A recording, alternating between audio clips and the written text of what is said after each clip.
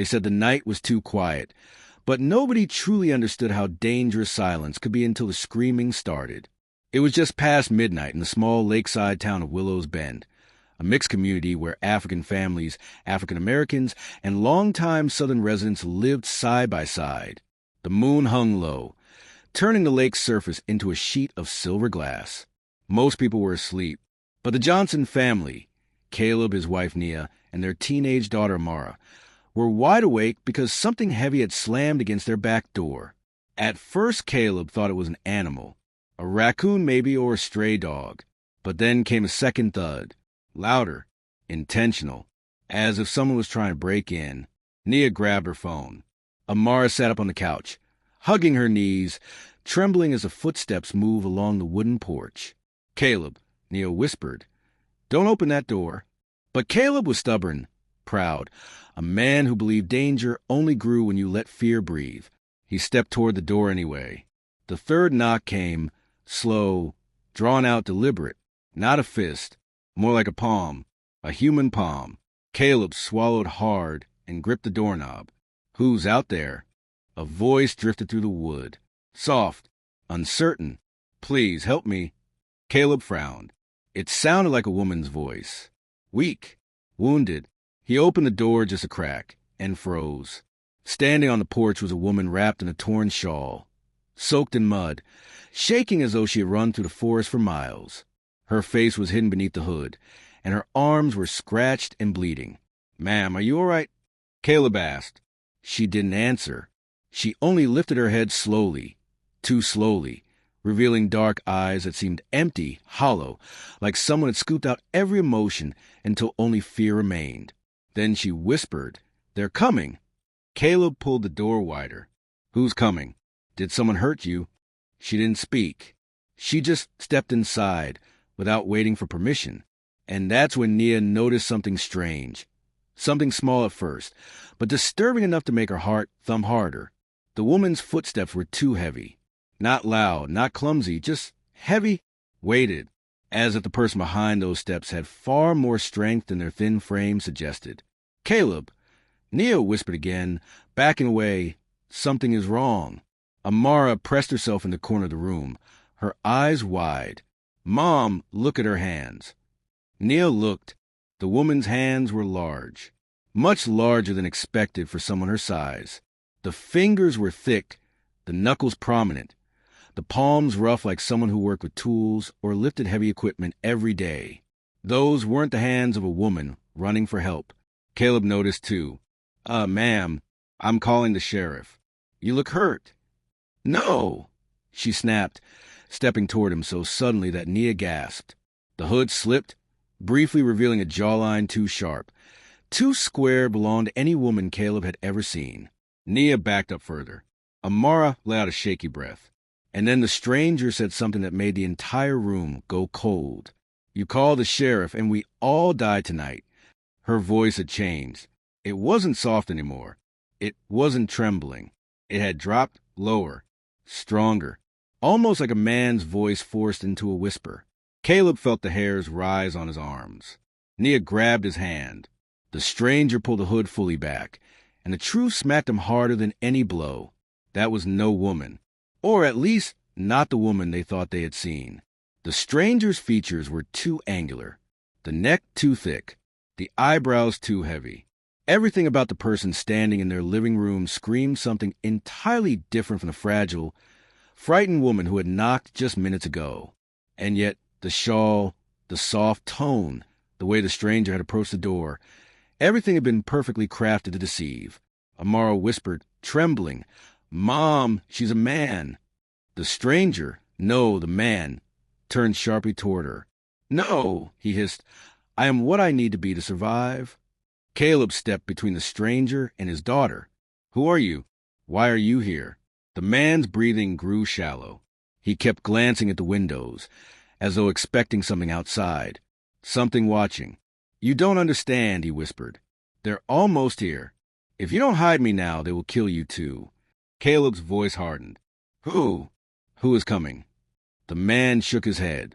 "People who should never know what you now know." And then a sound cut through the night. Not a knock, Not footsteps, but a whistle long, shrill, echoing across the lake. The stranger dropped to his knees instantly, clutching his head. No, they already found us. Nia rushed to the curtains and peeked outside. What she saw made her stumble backward. For figures stood near the edge of the woods, all dressed in black coats, not moving, not speaking, just watching the house. "Caleb," she whispered, "they're here." The stranger crawled to the wall and pressed himself against it. "Please," he begged, "hide me.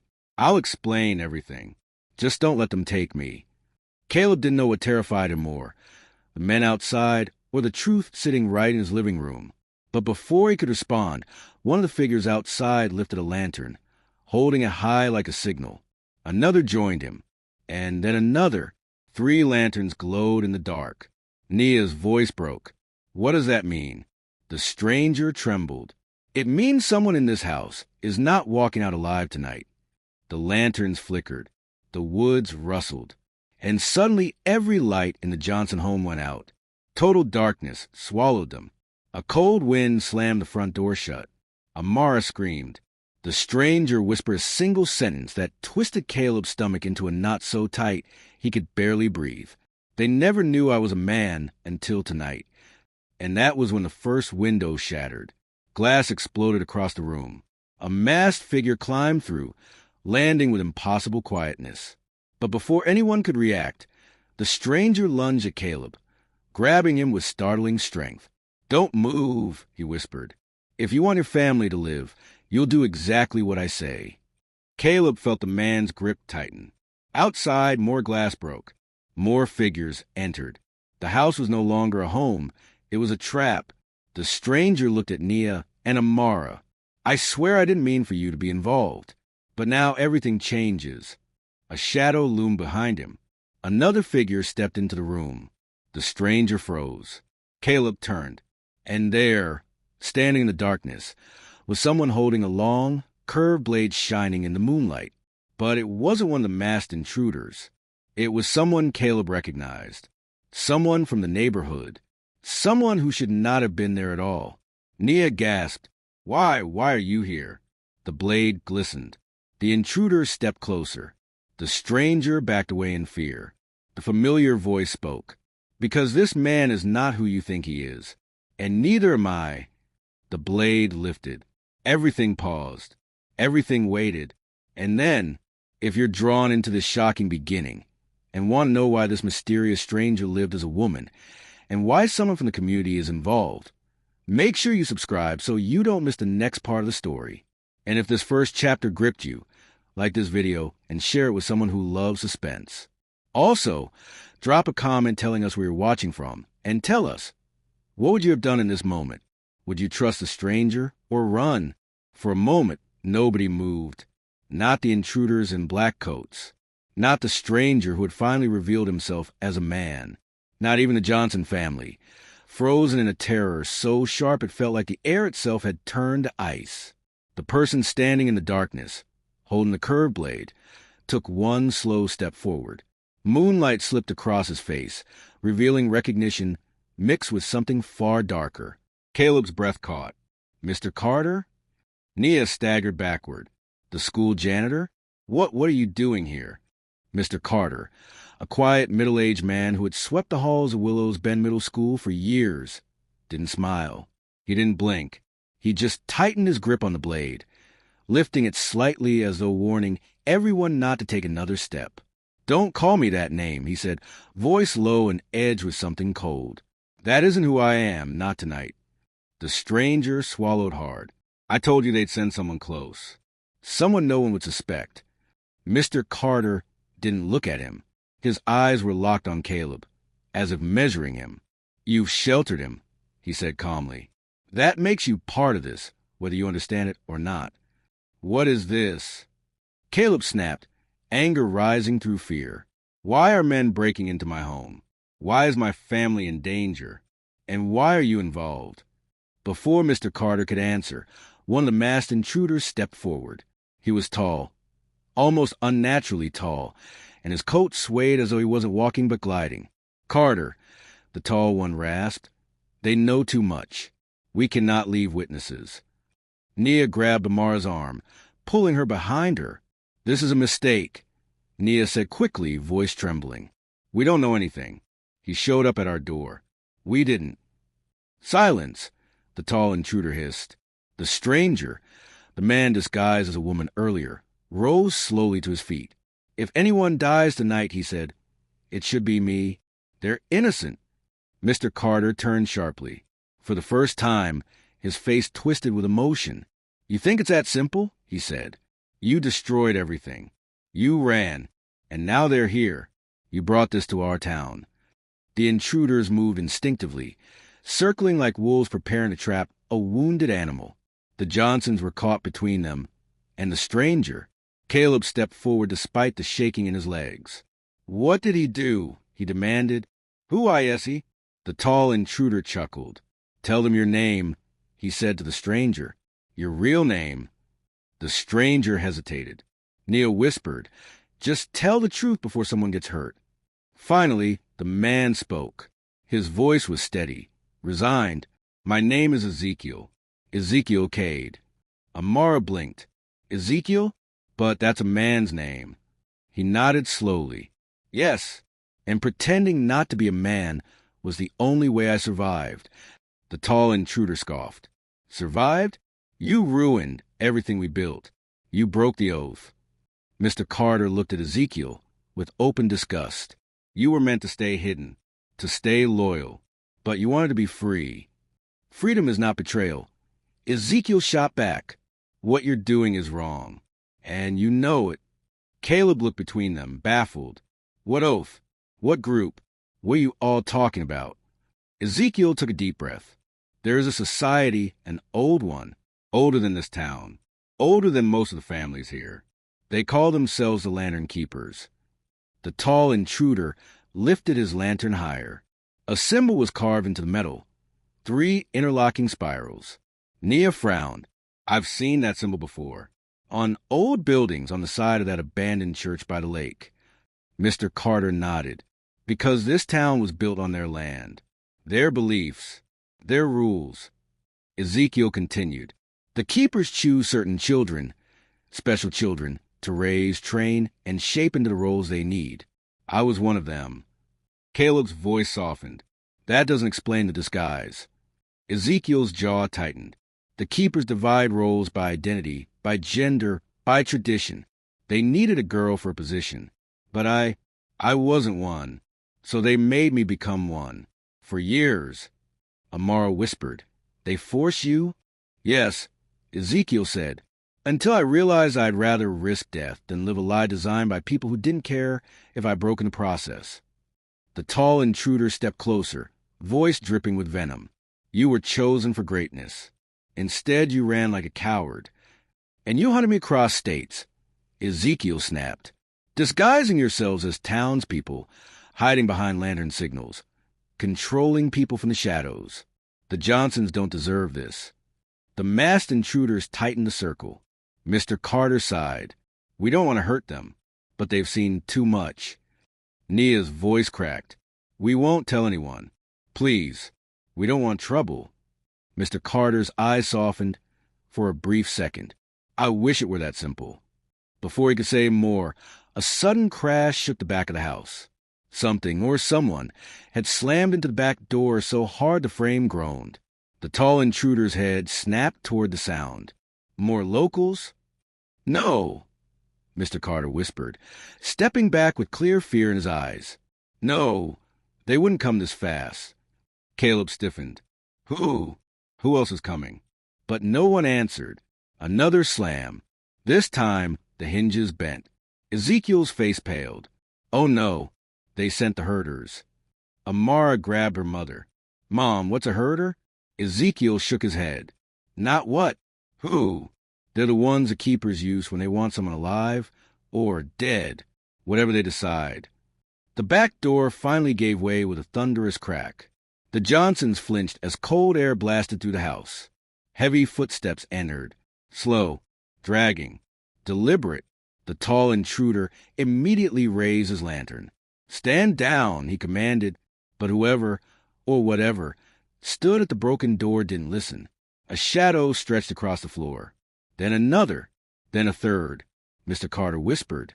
They sent all three. Ezekiel stepped forward protectively, moving in front of the Johnson family. Get behind me, no matter what happens. Caleb protested. But why? What do they want? Ezekiel's eyes didn't leave the shadows creeping into the room. They want to take me back, he said quietly. And they want to erase anyone who saw me this way. The tall intruder shouted, Herders! Stop! He is ours to reclaim.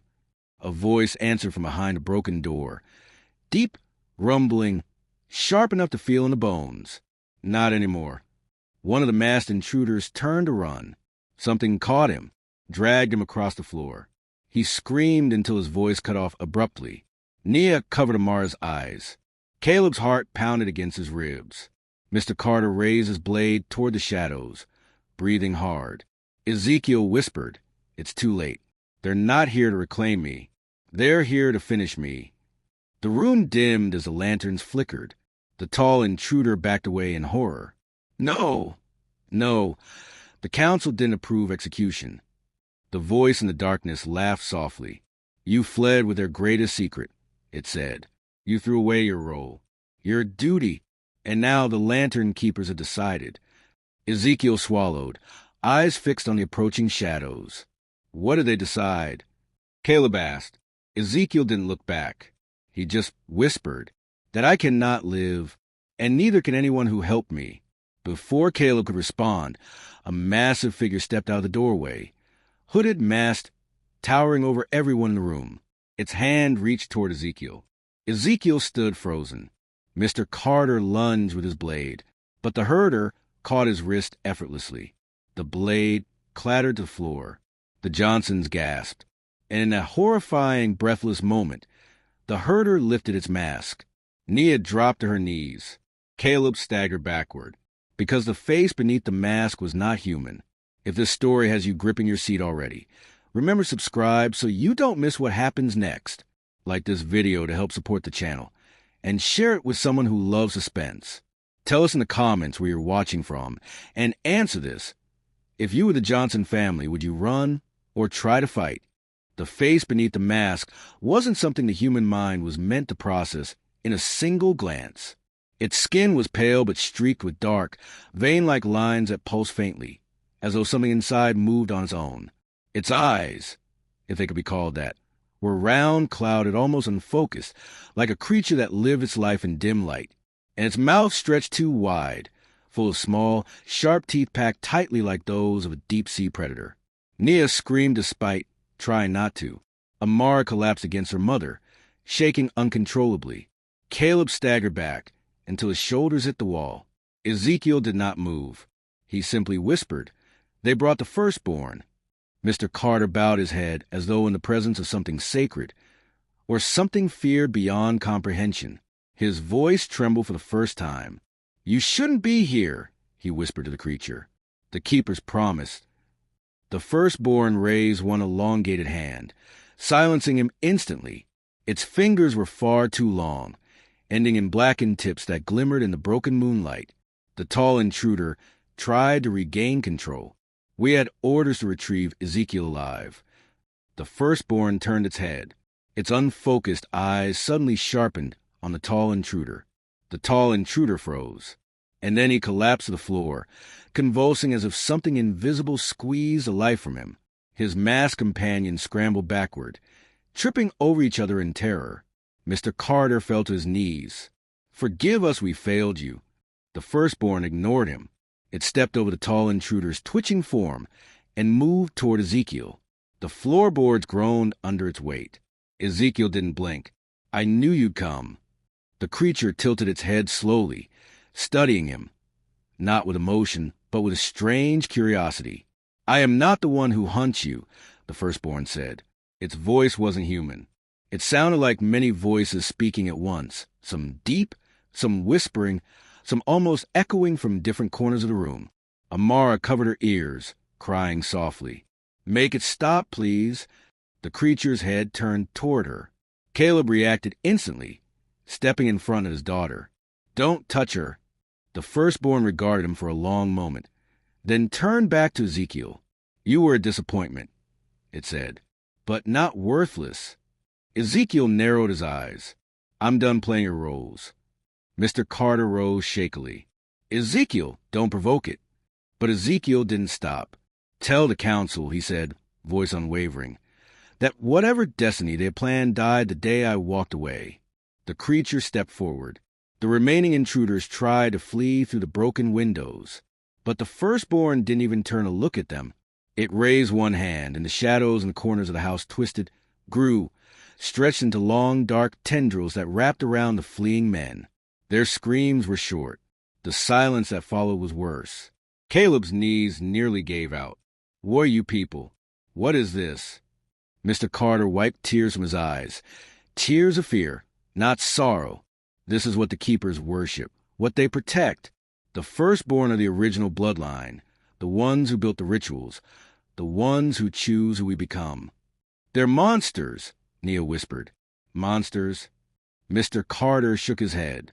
"No, they're older than the word monster.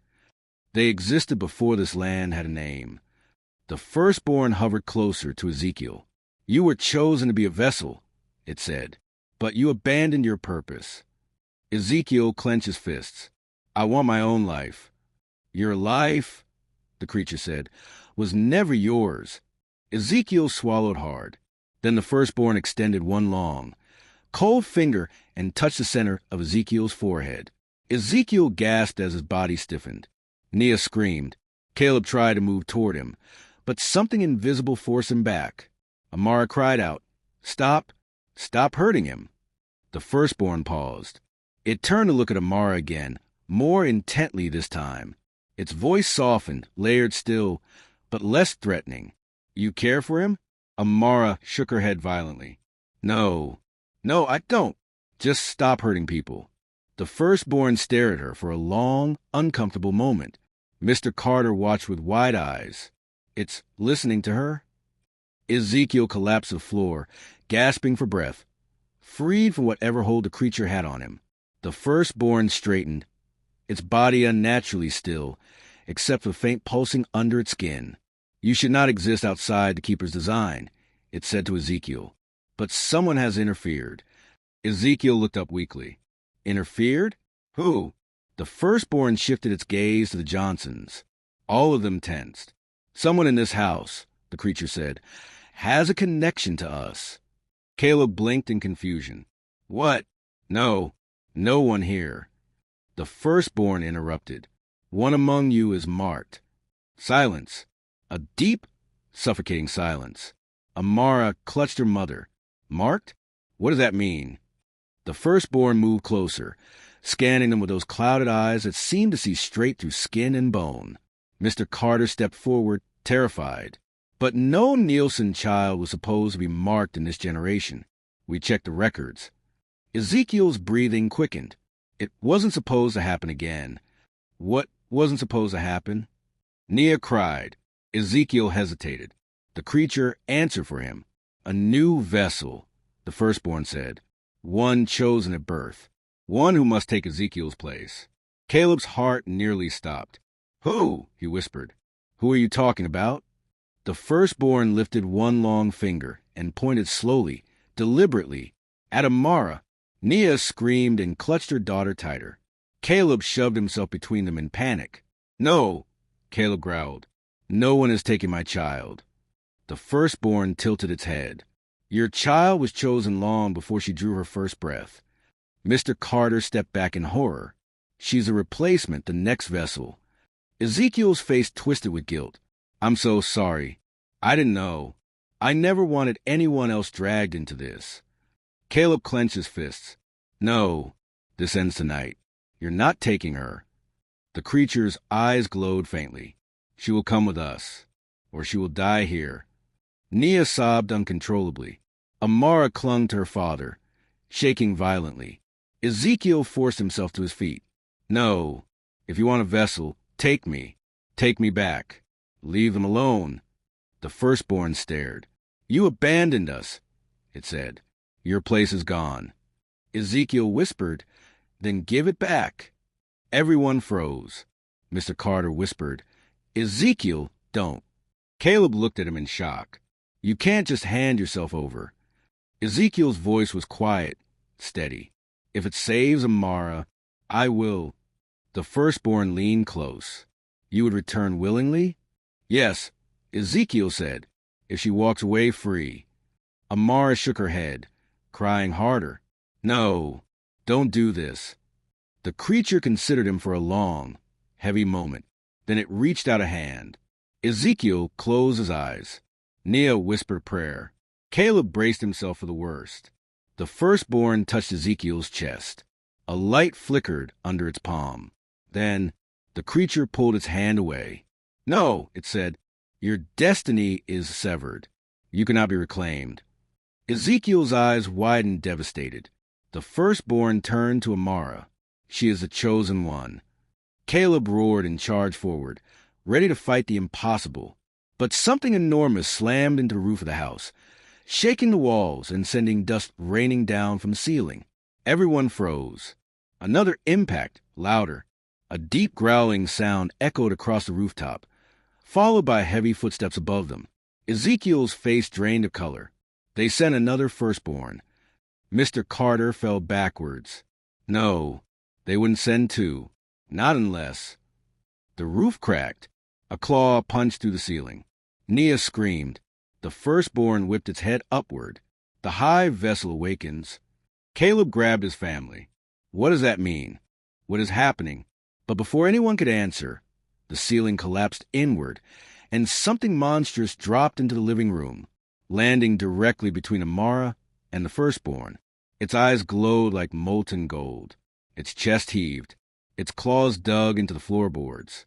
Ezekiel whispered, horrified, That's not another firstborn. That's something older. If this story has you hooked, remember subscribe so you don't miss the next chapter. Like this video to support the channel. And share it with someone who loves suspenseful storytelling. Before we move on, tell us in the comments where you're watching from and answer this. If you were Caleb and Nia, what would you do now? Fight, run, or try to negotiate? The creature that dropped from the ceiling hit the floor with a force that shook the Johnson home from the foundation to the rafters. Dust exploded outward, coating everything in a gray haze. Splintered wood and insulation drifted to the air like strange, ghostly snow. Caleb shielded Nia and Amara with his arms. Ezekiel stumbled backward, eyes wide in disbelief. Mr. Carter screamed and scrambled behind the couch. Even the firstborn stepped back instinctively, an action none of them had ever imagined seeing. The creature that now crouched in the ruined center of the room was massive. Its body hunched like a predatory cat, but broader, heavier. Its skin resembled cracked stone, dark gray with glowing veins of ember orange pulsing beneath the surface. Its head was elongated, with curved ridges that resembled horns but didn't quite follow any recognizable animal shape. And its eyes burned like fire, not metaphorically, literally. Two molten orbs stared across the room, settling immediately on Amara. No, Ezekiel whispered. No, this can't be real. The firstborn moved first, straightening its posture. High vessel, it said, bowing its head slightly. Your presence was not requested. The creature didn't bow back. Instead, it growled a low, vibrating rumble that made the windows quiver in their frames. Caleb grabbed Amara's hand. Stay behind me. The creature's molten gaze shifted to Caleb briefly, analyzing him like a thing made of nothing more than flesh and temporary breath. The firstborn stepped forward. We have identified the new vessel. The child will return with us. Ezekiel is irrelevant. The molten-eyed creature, the hive vessel, tilted its head. Its voice when it came was deep, layered, and yet chillingly calm. You presume to speak of orders when you have already failed. The firstborn flinched. Mr. Carter clasped his hands over his mouth. It's speaking. It's really speaking on its own. Ezekiel took a shaky step back. The hive vessel isn't supposed to appear unless. The firstborn snapped. Silence. But the hive vessel turned its burning gaze on Ezekiel. Finish your sentence, it said. Speak. Ezekiel swallowed. Unless the prophecy has changed. Something moved in the hive vessel's throat. A sound like stone grinding on stone. A laugh, or something close to one. The prophecy did not change, it said. Your understanding of it was always incomplete. Amara clung to her father. Dad, I'm scared. Caleb held her tighter, his heart racing. I know, baby. Just stay still. The high vessel rose to its full height. It was enormous, easily 7 feet tall, maybe more.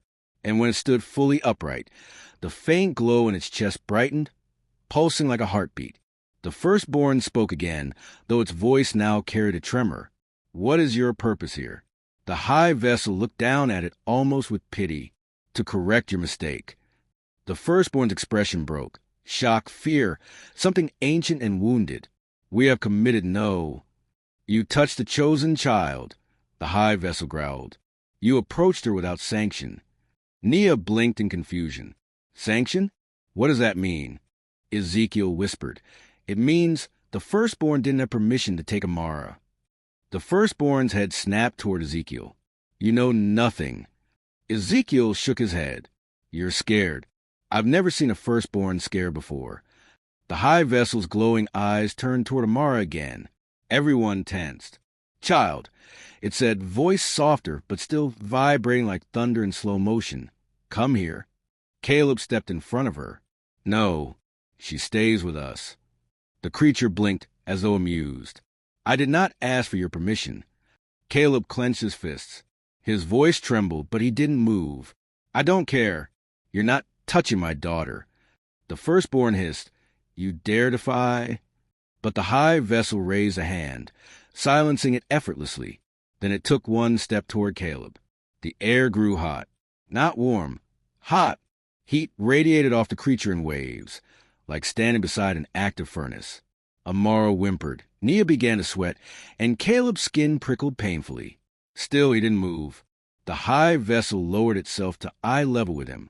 You protect her, it said, even though you do not understand what she is. Caleb's voice cracked. She's my daughter. The creature considered this. Love, it said, a strange, fragile force. Ezekiel stepped forward cautiously. If you're here for Amara, then what happens to the rest of us? The creature didn't look at him. Its gaze remained locked on Amara. The child is not merely a vessel, it said. She is a conduit. Mr. Carter gasped so loudly it echoed. No, that's impossible. A conduit hasn't been born in 8 centuries. The high vessel finished. Nia's knees weakened. What does that mean? What is a conduit? Ezekiel closed his eyes, devastated. It means she can connect worlds. Caleb frowned. Worlds? What worlds? The firstborn finally regained its composure. She bridges the realm of the keepers with the realm of the firstborn. She can summon power or unleash destruction. The high vessel gave the slightest nod. She can restore what was lost, it said. Or she can end everything we have ever built. Nia pulled Amara so close she could feel her heartbeat through her daughter's back. She's a child.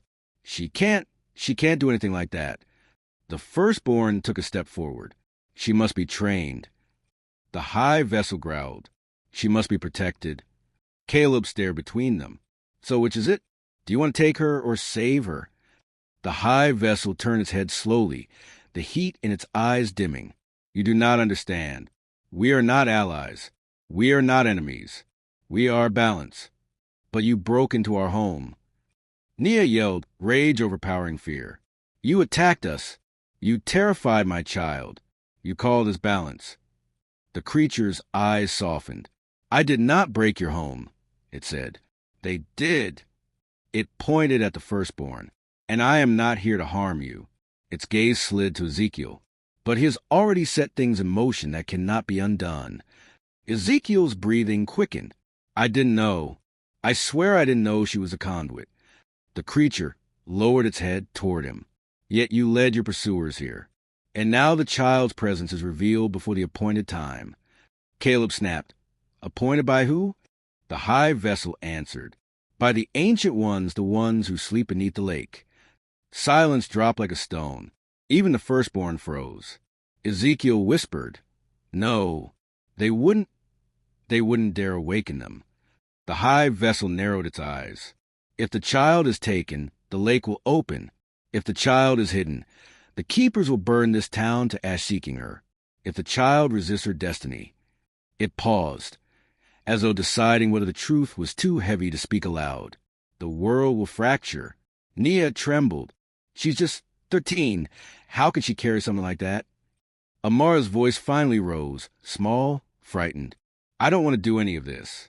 I don't want to be a conduit. I just want to be normal. The high vessel looked at her with something almost like sympathy. No conduit has ever lived a normal life. Amara sobbed harder. Caleb pulled her close and glared at the creature. I don't care what you think she is. She's our daughter, and she stays with us. The high vessel straightened. You misunderstand, it said. I am not here to take her. Everyone froze. Even the firstborn's head whipped around. What? Ezekiel asked, blinking in shock. The high vessel turned toward the shattered front wall of the house. I am here, it said, to warn you. The firstborn stepped forward, furious. You overstep your role.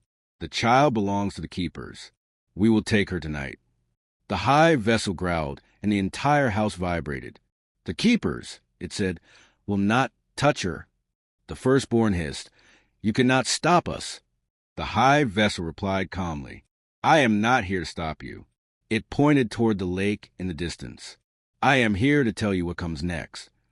A wind swept the broken home, cold, unnatural, carrying with it the faint sound of distant chanting. Ezekiel's eyes widened. No, not now, not tonight. The high vessel spoke slowly, each word heavy as stone. The council has awakened the lake. A summoning is underway. The conduit must make a choice before dawn, or the ancient ones beneath the water will rise. Nia covered her mouth in horror. Caleb held Amara tighter. Mr. Carter collapsed to his knees. The firstborn backed away, trembling. Ezekiel whispered a prayer, and Amara, small, terrified, shaking, managed to ask, What choice? The high vessel looked down at her with molten eyes. Whether the world lives, it said, or ends. The room fell silent. The lake outside rippled. And somewhere in the darkness, something ancient opened an eye. The lake rippled again, louder this time, as though something massive shifted beneath its surface. The sound rolled through the night like distant thunder, pressing into the lungs of everyone inside the shattered Johnson home. Amara clung to her mother, trembling so violently Nia had to hold her steady. Caleb stared out the hole in the wall toward the lake, watching the water churn even though no wind touched its surface. Ezekiel stepped closer to the high vessel, keeping his hands visible. If the ancient ones are waking, that means the summoning has already begun. The high vessel nodded. The Council of Keepers has broken the final seal. Mr. Carter grabbed fistfuls of his shirt, shaking his head. They wouldn't do that. They couldn't possibly risk awakening something that old. They would, Ezekiel replied softly, if they believed the conduit was slipping from their hands. Nia tightened her hold on Amara. Stop talking about my baby like she's some tool. She's not anyone's anything. The high vessel regarded Nia for a long moment. You speak with the courage of a mother. That is why she has survived this long. Caleb stepped forward. Tell us exactly what these ancient ones are. Tell us what we're facing. The high vessel turned its head toward the lake, the glow in its chest brightening. They are the origin of everything the keepers believe, the first of the forgotten, the ones who shaped the land long before humans named it. Their bodies sleep beneath the deep water, entombed in stone. Their minds drift across realms. Ezekiel stiffened. And if they awaken fully? The creature responded without hesitation. The world drowns. A cold wind swept through the room as if to punctuate the words. Amara buried her face in Nia's chest. Mr. Carter looked to the firstborn, eyes wide. You serve the keepers. Why would they risk this? The firstborn glared at him.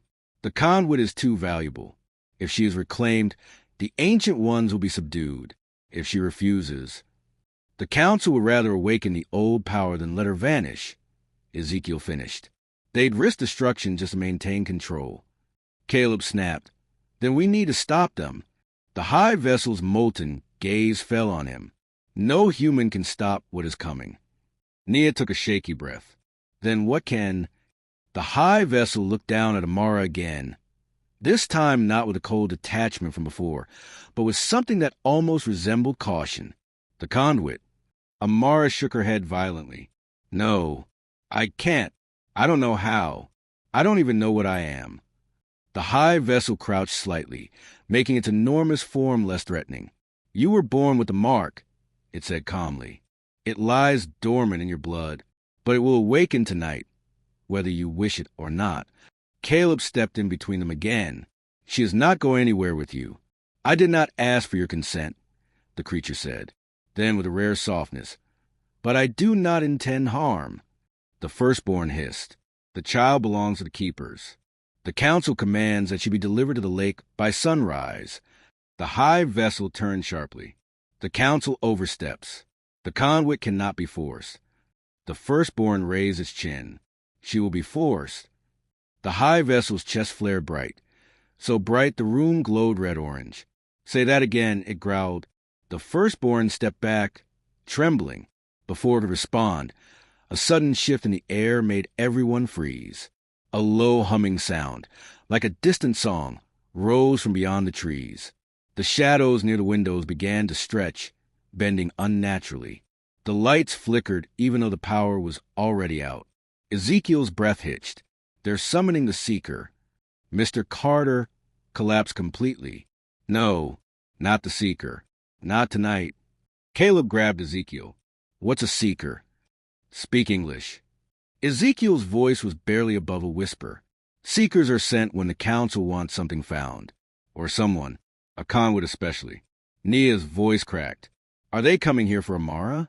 The high vessel slowly lifted its head, sending the air like a predator. They are already here. A branch outside snapped, loud, deliberate. Amara whimpered. Then came another snap. Closer. The high vessel's molten eyes narrowed. Get behind me.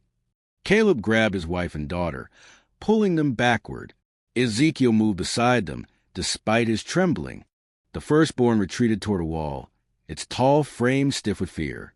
Outside, the humming grew louder. The Seeker was approaching. The high vessel growled, its body shifting into a defensive stance. The glowing veins along its arms brightened as if preparing for battle. But then, the humming abruptly stopped. Silence. Ezekiel swallowed. That's not good. Nia clutched Amara. Why? What does it mean?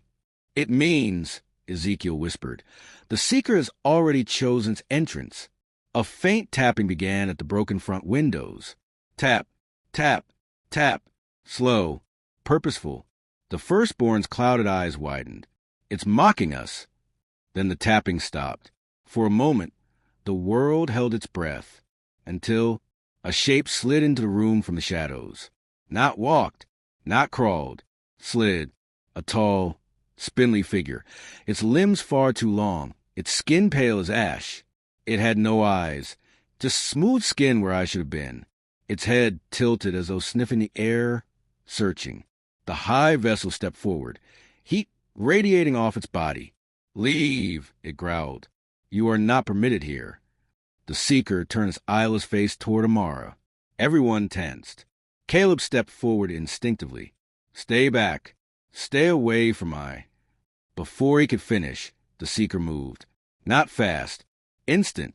One moment it was across the room. The next, it stood inches from Caleb's face. Nia screamed. Amara sobbed. Caleb froze. The Seeker leaned forward, sniffing him. Caleb clenched his fists, forcing himself not to collapse under the terror. Then, without warning, the Seeker stepped around him, completely ignoring him. It reached toward Amara. The high vessel roared and lunged. Do not touch her. The Seeker flicked its wrist once.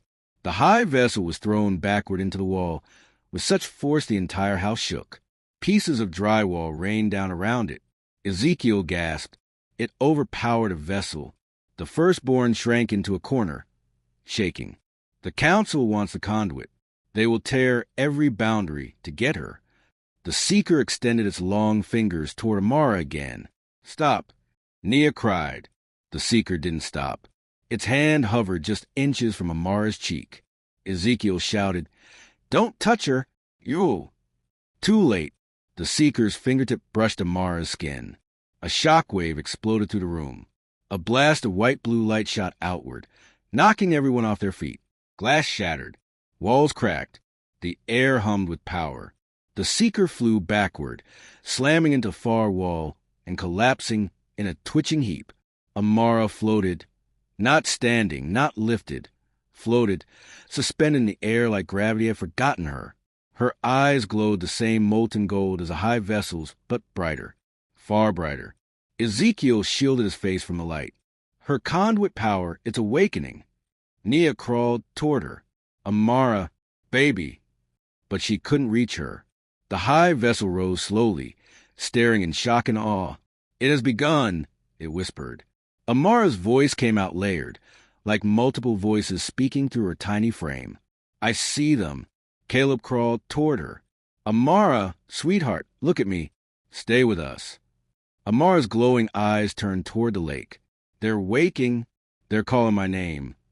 And then she collapsed. The light vanished. The house fell silent. Ezekiel rushed forward and caught her before she hit the floor. "She's breathing. She's alive."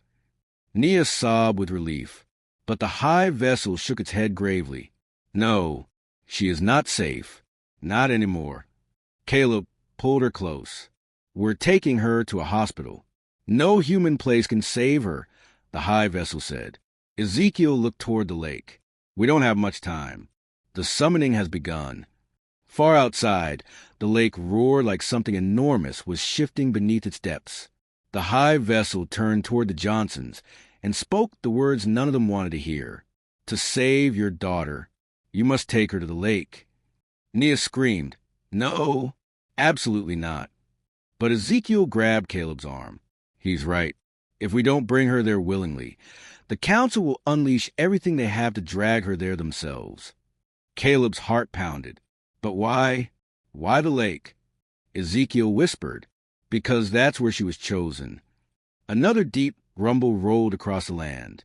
The lake glowed faintly in the distance, and from its center, a shape began to rise. The shape rising from the lake was enormous, far larger than anything human hands could ever build. Water cascaded off its dark, stone-like surface as it emerged inch by inch, glowing cracks pulsing across it like veins awakening after centuries of stillness. A low, rumbling sound vibrated through the earth, setting the windows of every home in Willow's Bend trembling. It wasn't a roar. It wasn't a scream. It was something older, something deeper, something that felt like grief, anger, hunger, all woven into one. Nia held Amara tighter as the girl lay unconscious in her arms. Caleb stood in front of them, shaking but refusing to back down. "What is that?" he whispered. The high vessel stared at the rising form, its molten eyes reflecting the light. "One of the ancient ones. It should not be waking yet, not this soon." Ezekiel wiped dust from his face. His voice cracked. "The council forced the awakening. They must be desperate." Mr. Carter, still trembling, backed into a wall. "This is all wrong. Summonings aren't supposed to be violent. They aren't supposed to." A deafening crack rang through the night as another massive chunk of stone broke the lake's surface. Ezekiel continued, voice rising. "They aren't supposed to rise from the deepest layer. That one is—" The high vessel finished the sentence gravely. The harrower, silence. Even the wind seemed to pause. Nia's breath caught. What does a harrower do? The firstborn, still pressed against the far wall, whispered, "It unravels." Caleb frowned. "Unravels what?" "Everything," Ezekiel answered. "Living things. Land. Time. Memory. If it fully awakens, there won't be a town left. The keepers will lose control and destroy themselves with it." The high vessel turned to Ezekiel. "You must take the conduit to the lake before the harrower surfaces fully." Nia shook her head violently. "No, she's unconscious. She can't defend herself." The high vessel's tone hardened. "If she does not reach the harrower before it opens its eyes, she will never wake again." Mr. Carter's face twisted. This wasn't a prophecy. This wasn't supposed to happen. Ezekiel gently touched Amara's forehead. Her skin was warm, too warm, as if fire simmered beneath her veins. She's burning up, Nia whispered. She's awakening, Ezekiel corrected. The seeker triggered her first surge. Now her body is shifting. Caleb swallowed hard. Shifting into what? Ezekiel didn't answer. The high vessel did. A conduit does not become something. She becomes everything. Every realm she bridges leaves a mark. Nia clutched her daughter. I don't care what she becomes. She's mine. A distant groan echoed from the lake as the harrower rose another few feet. Water rolled off its immense, rough surface. Glowing symbols etched deep into its stone-like body. Symbols that pulsed in rhythm with Amara's faint breathing. Ezekiel gasped. She's connected to it. Yes, the high vessel said. That is why she must go. But why? Caleb demanded. Why our child? The high vessel stared at him, long, deep, unreadable. Because the night she was born, it said quietly, a keeper broke the rules. Nia blinked. What rules? The child was marked by blood. The high vessel continued. Someone in your bloodline carried a forgotten promise, a pact with the ancient ones. Caleb froze. No one in my family would ever. You are wrong, the high vessel said. One of your ancestors bargained with the lake, and the debt has finally come due. Caleb felt the world tilt. Ezekiel approached him slowly. There's no point denying it. These pacts can lie dormant for hundreds of years.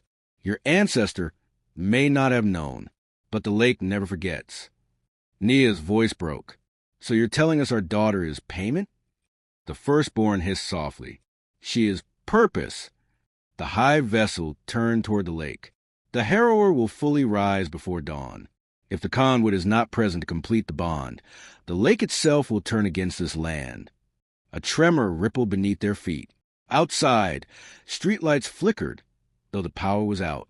The air thickened. A strange humming filled the sky, rising and falling like distant chanting. Mr. Carter covered his ears. No. They're calling more seekers. Branches snapped outside. Footsteps echoed around the house. Dozens of footsteps. Ezekiel peered through what was left of the window frame. Shadowy forms moved through the trees, silent, long-limbed, skin-pale and smooth. The council sent an entire circle of seekers, Ezekiel whispered. They're surrounding us. Caleb clenched his jaw. We're leaving. Now. The high vessel shook its head slowly. You cannot leave this house. Caleb glared. The hell we can't.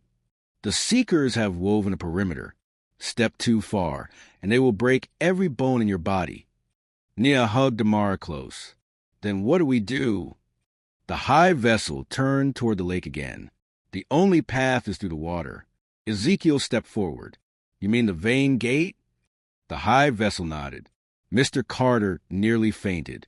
No one survives crossing the vein gate. It's forbidden. It burns anyone who isn't. A conduit, Ezekiel finished.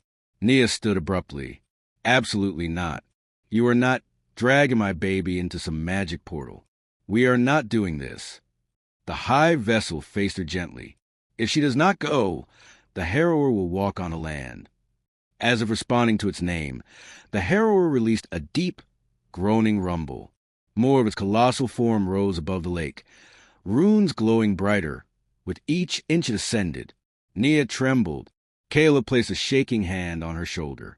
We can't lose her, Nia whispered. We can't let them take her. Ezekiel stepped between them and the high vessel. You won't lose her. I'll go with her. I know the rituals. I can guide her. The firstborn scoffed. You? A failed vessel. Ezekiel glared at it. Better a failure who tries than a servant who hides, Mr. Carter whispered shakily. But if she enters the lake, she may never come out. Nia choked on a sob. I can't let her go alone. I won't. The high vessel turned to her. Then she will not be alone. Caleb frowned. What does that mean? The creature pointed at him, and Nia. You are her anchors. If she goes into the vein gate, one of you must go with her. Silence. The words dropped like boulders into their chests. Caleb's breath shook. Which one of us? It must be the one who carries the ancient blood, the high vessel replied. Nia turned to Caleb, terrified. Caleb, what does it mean? Which one of us carries it? Caleb shook his head violently. I don't know. I don't know anything about a pact. I don't know which ancestor. But he stopped because the high vessel was staring directly at him.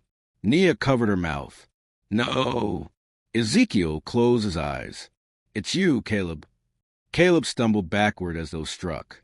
No, I didn't do anything. Your ancestor did, the high vessel said, and like all debts tied to blood is passed to you. Nia sobbed. Caleb felt the room spin. But if I go, Caleb whispered, how do I come back? The high vessel shook its head slowly. Most do not. Ezekiel stepped between them. We're running out of time. The seekers are closing in. The harrower is rising. Amara is changing.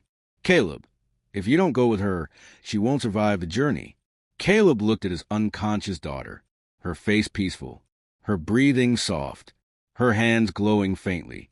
He felt something crack inside his chest. He gently touched her cheek. I'll go. Nia cried out. No. Caleb, no.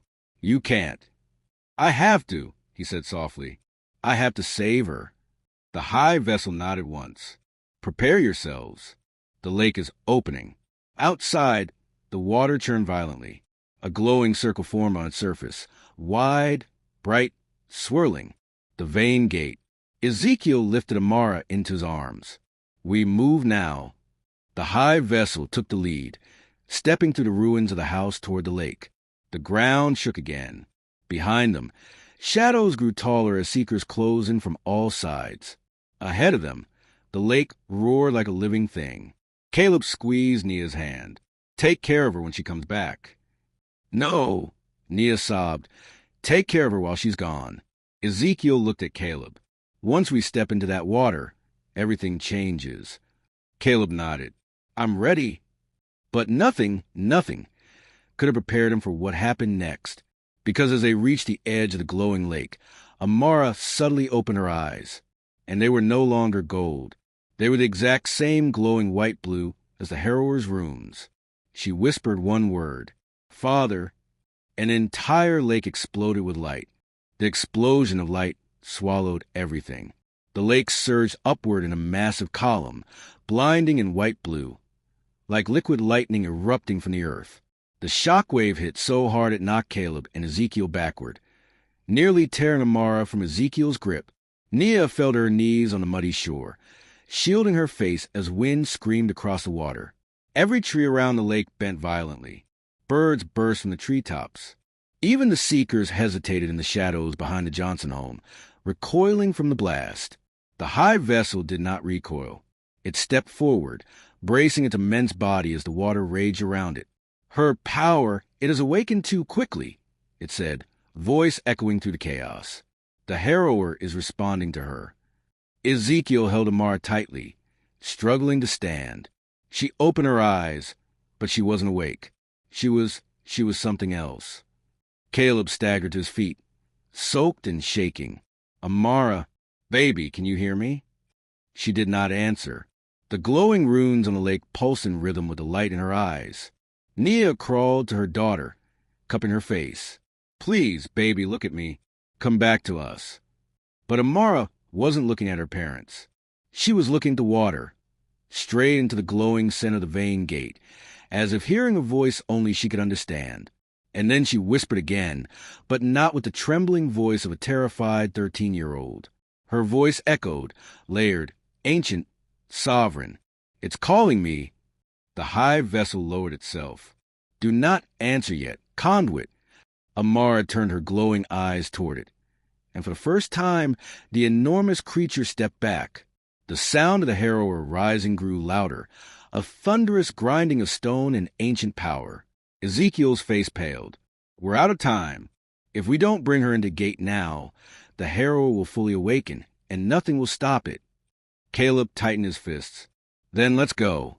Now. But before they could move, a shrill screech cut through the air. A seeker lunged from the tree-line. It moved faster than any human could track. Its long arms stretched, fingers splayed, aiming straight for Amara's glowing face. Ezekiel turned. Too slow. Caleb stepped in front of his daughter. The blow never landed. The seeker froze in midair, its entire body suspended as if invisible chains held every limb. Amara lifted one glowing hand. The seeker twisted, silently, its bones bending unnaturally. It screamed without a mouth. Nia gasped. "Oh, God!" Ezekiel whispered, trembling. "She's controlling it with pure conduit force." The seeker's pale body cracked, hairline fractures spreading across its limbs. Amara blinked slowly. The seeker shattered like glass. Tiny shards of pale dust drifted across the wind. Nia covered her mouth. Caleb stared in stunned horror. Amara's voice echoed again. "They cannot touch me." Ezekiel swallowed. Her power shouldn't be this strong yet. Something is accelerating her awakening. The harrower groaned again, louder, shaking the earth beneath their feet. The high vessel looked at the rising behemoth. "The harrower is feeding on her emergence. You must enter the gate now." Caleb stepped toward Ezekiel, toward the edge of the glowing water. "Let's take her." But Amara lifted her hand. "No." Everyone froze. Caleb's heart dropped. "Hey, Amara, sweetheart, we have to go. The lake is waiting for us." She tilted her head, glowing eyes calm but distant. "You must not come." Nia shook her head violently. "No, you're not going into that thing alone." Amara looked at her mother. "If you follow me, you will die." The high vessel studied her. "She speaks truth." Caleb turned toward it. "But you said one of us had to go with her." The high vessel nodded. "That was before her conduit force awakened. Now the gate responds only to her. If a mortal enters at the wrong moment, the gate will tear your soul apart." Nia's knees buckled. Please don't make her do this alone." Amara touched her mother's cheek, her hand warm but faintly humming with energy. "I won't be alone." Her head turned to Ezekiel. His breath caught. "Me." "You know the paths," Amara said. "You ran from them, but you remember." The high vessel lowered its head. "Yes, a former vessel may guide a new conduit, but not replace her." Caleb stepped forward. "So he goes, I stay." "No," the high vessel replied. "The father must come." Nia clutched Caleb's arm. "Why?" "He isn't ready. He doesn't know the rituals." Caleb took Amara's hand in his. "If she needs me, I'm going. That's the end of it." But Amara shook her head. "You can't come until the gate opens fully. You would die now." Caleb's courage broke. "Then tell me when. Tell me how. Tell me anything." Amara smiled, sad, distant. "You'll feel it." The harrower roared. A massive shadow rose higher from the lake. Shoulders, then arms, then something like a head, faceless but heavy with ancient malice. The earth trembled. The trees cracked. The seekers wailed from the shadows behind the Johnson home. The high vessel stepped beside Amara. "The moment is here." The lake swirled violently, forming a vortex of glowing water. Ezekiel tightened his arms around the child. "I'll carry her." Amara shook her head. "No, I can walk." And she did. Her feet hovered inches above the ground as she moved toward the lake, guided by a force none of them could see. Caleb reached for her, voice breaking. "Amara, baby, wait." She looked back, her glowing eyes softening. "I love you, Dad." He collapsed to his knees. Nia cried out, reaching for her daughter. "Don't go. Please don't go." But Amara drifted toward the glowing water. Ezekiel staying close beside her, the high vessel towering behind them. When she reached the water's edge, she paused. She turned to Caleb one last time and whispered, "It's almost time. When the gate flashes, jump." Then she stepped into the lake. The water glowed brighter under her feet. Ezekiel followed. The high vessel stepped into the swirling light last. The lake erupted, one blinding pulse of white blue, and all three vanished beneath the surface, leaving Caleb and Nia on the shore, trembling, staring into the roaring vortex. Behind them, Seekers gathered by the tree-lean. Ahead of them, the harrower rose higher. The world hung on a trembling thread. Nia grabbed Caleb's arm. "What do we do?" Caleb stared at the swirling light, his face streaked with tears. "We wait," he whispered. "And when the gate flashes—" He took a shaking breath. "I follow my daughter." For several long seconds, Caleb and Nia could only stare at the lake, the swirling, glowing vortex where their daughter had vanished. The light twisted like a living whirlpool, rising and falling in violent pulses that made the ground tremble with each beat. Behind them, the seekers crept closer, silent as death, their eyeless faces turned toward the lake, heads tilting in eerie synchronization, as if listening to something deep beneath the earth. Nia clutched Caleb's arm. "I can't hear her. I can't feel her. Caleb, what if she's gone?" Caleb shook his head, jaw clenched so tight it hurt. "No, she told me to wait. She told me to jump when the gate flashes." "Caleb," Nia whispered, voice breaking, "what if the gate never flashes?" He didn't answer, because he didn't know. A thunderous groan rolled across the lake. The harrower continued rising, its colossal form towering higher and higher, towering so far above a tree-lean that even the sky seemed to shrink beneath its presence. Glowing white-blue runes carved into its stone-like flesh pulsed in rhythm with the lake, as though responding to a Mars heartbeat. Nia covered her mouth in terror. "If that thing steps onto land—" Caleb finished for her. "There won't be any land left." The lake surged again, this time with a darker shade of blue, almost violet. The color deepened, swirling with unnatural intensity. Suddenly, a flash of light burst from the center of the vortex. Not white, not blue, but gold. Nia gasped, "Is that—" Caleb's heart slammed in his chest. "That's her." The gate flashed again, gold bright, blinding. Caleb didn't hesitate. He ran toward the water. "Caleb!" Nia screamed, reaching for him. But he had already leapt forward, diving straight into the violent, glowing lake just as a massive pulse of light exploded outward. The world flipped. Cold swallowed him, then heat, then nothingness. And then he was falling, not through water, not through air, through memories that weren't his. He saw flashes, glowing corridors beneath the lake, ancient beings whispering. The moment Amara was born, a mark of light appearing on her tiny chest. He saw the ancestor who had made the pact, kneeling at the edge of the lake generations ago, begging for a child that would survive a cruel illness. He saw the price agreed upon. A child with two destinies, one of life, one of destruction. Caleb hit the ground hard. But it wasn't ground. It was soft, wet, warm. A cavern of glowing stone stretched around him, illuminated by veins of gold and blue that twisted to the walls like living roots. "Dad!" The voice was small, childlike, but layered with ancient resonance. Caleb spun around. Amara stood only a few feet away, barefoot, glowing faintly from within. Ezekiel stood behind her, bruised but alive. The high vessel towered over them, its molten eyes watching Caleb closely. Caleb's breath punched out of him. Amara! She ran to him, but she did not run like a normal child. She floated the last few inches, landing in his arms gently, as though carried by invisible hands. "I thought you wouldn't make it," she whispered, tears glowing on her cheeks. Caleb hugged her tightly, trembling. "I told you. I'm here. I'll always be here." The cavern shook. The high vessel stepped forward. "The harrower rises. We have little time." Caleb held Amara's face. "What do we do? What does the lake want from you?"